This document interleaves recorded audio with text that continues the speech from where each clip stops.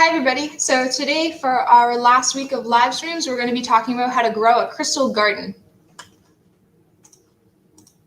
Before we start, I just want to thank our sponsors, Promo Science and Actua. Without them, we wouldn't be able to do everything that we do here at X-Chem.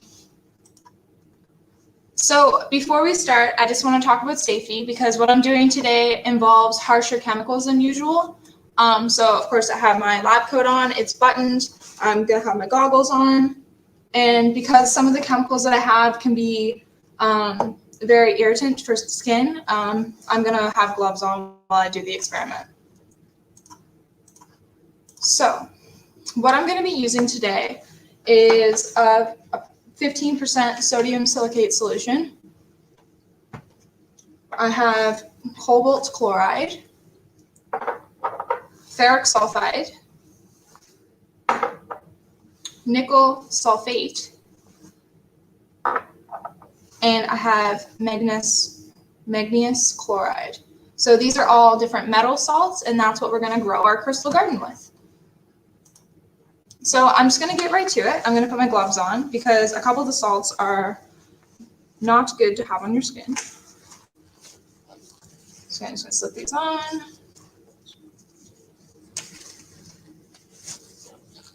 So I have a beaker here.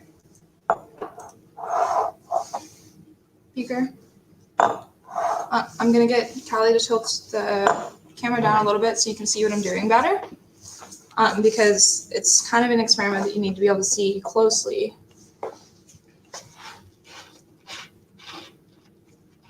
I'm going to pour some of my sodium silicate solution into the beaker. Just pour like a good amount.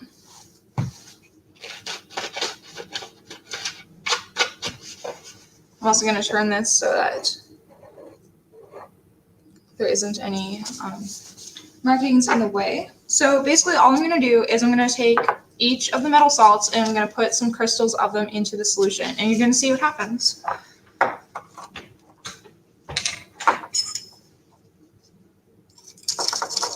So the first one I'm going to put in is magnesium chloride.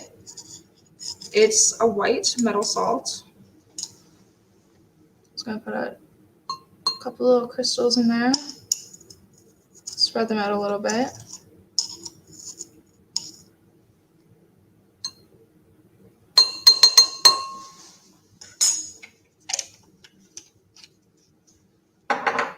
Next, I'm going to put nickel sulfate, which is a very pretty blue-green metal salt. Sprinkle some crystals in there.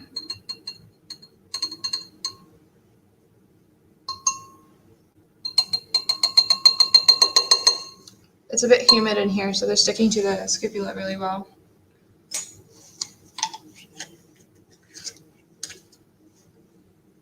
Then I'm going to put some ferric sulfate in here.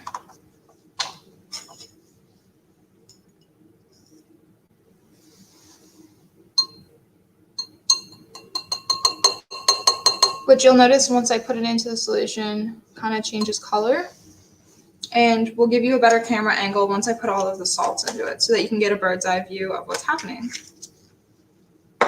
Then last but not least, we have some cobalt chloride, which is a nice purpley color.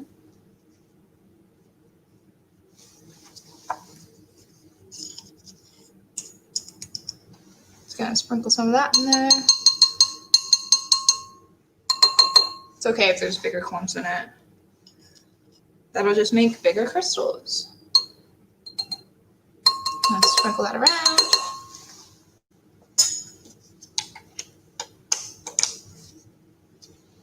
Okay, and then with the scapula that I scooped each of them out with, I'm just going to push them down to the bottom, or at least further down, and then eventually they'll sink. Because they float on top until you get them surrounded by the sodium silicate solution. And some of them sink better than others. Some of them need to be in the solution for a little while before they'll sink down. But overall, most of the metal salts here act the same way in the solution. Poke that down a little better.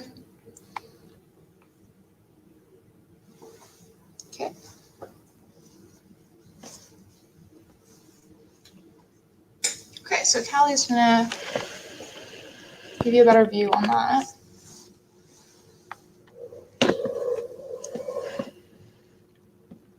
So as you can see, the cobalt chloride is still floating on top. The other ones are starting to sink to the bottom. Hold this up so you can see a little better. It is a foggy solution because some of the sodium silicate is suspended in the solution instead of being dissolved into it, just because some of it's starting to crystallize. But as you can see, they're kind of sinking to the bottom. I'm going to set this aside for a bit, and we're going to wait for the magic to happen. But while we're waiting for that, I'm going to show you what is happening in the beaker with another experiment and some explanation. So Callie's going to bring the camera back up.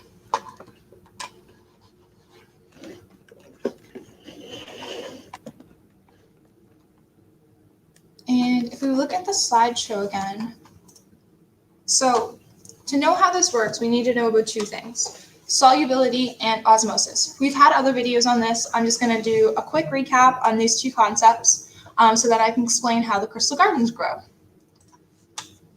So what is solubility? So solubility is the ability for one substance, or the solute, to be dissolved into another substance, the solvent. So an example, two examples that I'm going to do for you is salt in water, or table salt in water, and oil in water. So as you probably already know, one of these is going to dissolve and one of these is not going to dissolve. You can leave guesses in the comments if you want. So yeah, I'm just going to get to it though. So I'll start right here. So this is just water, tap water. I'm going to pour some NaCl in here, table salt. And then in this other beaker of water, I'm going to pour oil. It's just vegetable oil. As you see, it kind of sinks to the bottom, and then all of it comes to the top of the beaker because oil and water do not mix, as you can see there. There's kind of some bubbles. So there's some air trapped in there from when the oil and the water were separating. And the salt, you can see that most of it dissolved, and if I get it a quick stir, almost all of it should dissolve into the water.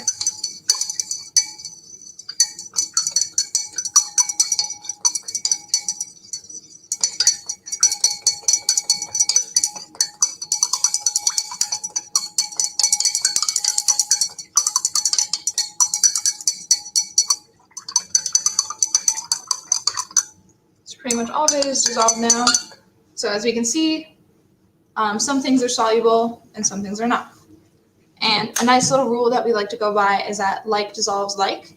It's not always true, but most of the time it is. So if you have something like salt, which is an ionic compound, and it breaks down into its ions, Na and Cl, and those can be surrounded by the polar water molecules. But when you have oil in water, oil is a non-polar substance, and again, water is a polar substance, so they don't like interacting with each other. They rather just interact with themselves. So yeah, that's a quick recap of solubility. And the other thing we need to recap is osmosis. I do not have a little experiment for this, but just a quick demonstration based off of the picture that we have here. So basically osmosis is when something, say in a beaker like this, has two different concentrations of some kind of substance. So it could be salt again, let's say. So in the middle of this beaker is a semi-permeable membrane. On one side, it has a low concentration of the substance. On the other side, it has a high concentration of the substance. So what happens is, through osmosis, the liquid will try to go through the semi-permeable membrane so that the concentrations are equal on each side. So that's why you see here that there's more liquid on the right side than the left side, because once you take away liquid, the concentrations are equal. Or vice versa. When you add liquid to the higher concentration, it becomes less concentrated. Okay, so how does this relate to a crystal garden? So if we pan the camera down again, you can see that our crystal garden is starting to grow, and it's growing really well, actually.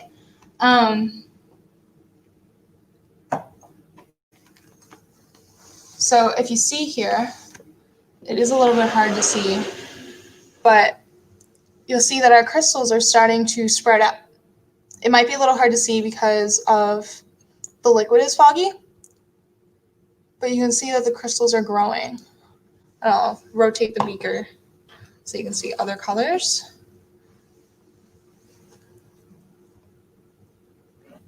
But yeah, the crystals are growing upwards. It's pretty cool, huh? And what you can do after you're happy with the experiment and after it has reacted completely, you can dump out the sodium silicate solution and you can actually fill the beaker with water. So last night I did this experiment and then I dumped out the sodium silicate solution and put some water in it. And as you can see the crystals a lot more clearly. This one, as you can see, didn't work quite as well. There's just different environmental factors that can affect how well the experiment goes. But yeah, so that one you can see a lot more clearly. Eventually this one can be dumped out and you can dump the sodium silicate solution out and fill it with water, and then you'll have a cool crystal garden. So thinking about osmosis and solubility again, how does our crystal garden work? So basically, one of the metal salts, they will dissolve into the solution, and then it interacts with the sodium silicate to create membranes of an insoluble crystal. So that's what you're seeing there. Inside of the crystal, there's a higher salt concentration than the outside, a higher metal salt concentration. And then through osmosis, the water will break down the crystal and the metal salt is exposed to the solution. So it kind of goes on and on. So basically think of these crystals as the permeable or semi-permeable membrane. And because inside there's a higher concentration of the salt than the outside, it slowly brings in the solution, which breaks the membrane, which allows more salt to come out of the membrane. And then the process just keeps going over and over again until it stops reacting. So that's pretty much the whole experiment. I'm going to wait a moment to see if anybody has any questions. And while that happens, I am going to empty the sodium silicate solution out of this. And I'm going to fill it with water so that you can see it better. So if there's any questions, I will see those or Callie will send them to me. So feel free to ask anything.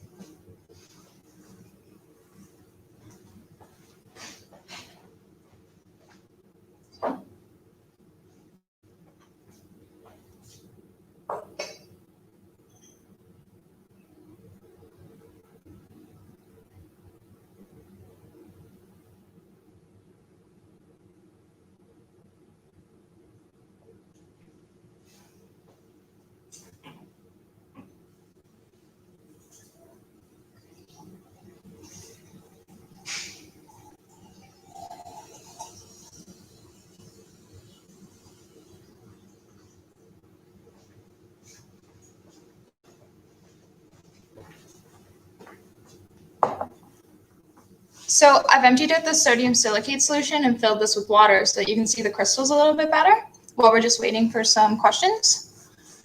And if we want to change the camera angle again, you can see them a little bit better. So as you can see here, there's one that's actually stuck to the side of the beaker, which happens sometimes. Just going to get a better grip on this. But yeah, you can see that they're starting to grow upwards. And they probably would have kept growing if I didn't empty the solution out. But it's very neat. You can make a little crystal garden. If you added more of the metal salts, you would be able to create bigger crystals or create more crystals. And yeah, is there any questions? Remember, there is a delay. So if you are asking a question, I might not see it right away. But we'll wait a little bit longer just to see if there is any before we're done for the day.